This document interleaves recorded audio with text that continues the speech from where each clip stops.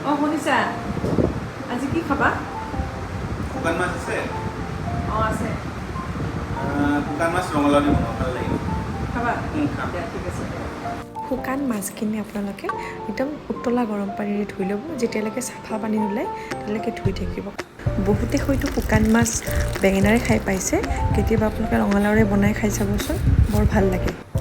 আপোনালোকেতো হয়তো জানেই যে ৰঙালাওৰ ঔষধি গুণ বহুত আছে কিন্তু মই এটা কথা ক'ব বিচাৰিছোঁ যে স্পেচিয়েলি ফৰ প্ৰেগনেণ্ট লেডি ৰঙালাওত মানে যথেষ্ট পৰিমাণে আপোনাৰ মেগনেছিয়াম থকাৰ কাৰণে সেইখিনি সময়ত ৰঙালাও খালে টোপনিটো বহুত ভাল হয় আৰু সৰু ল'ৰা ছোৱালীবিলাকৰ কাৰণে ৰঙালাওটো মানে ভাল ইমিউনিটি বুষ্ট কৰে সৰু ল'ৰা ছোৱালী ৰঙালাও খোৱালে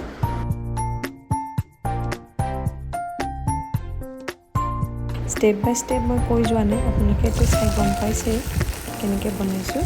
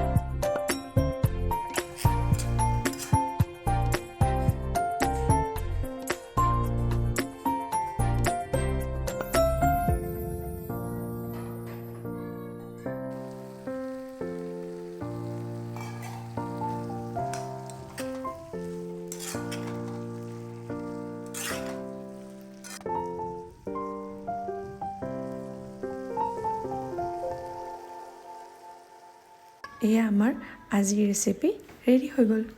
আপোনালোকে কেনে পালে কমেণ্টত জনাবচোন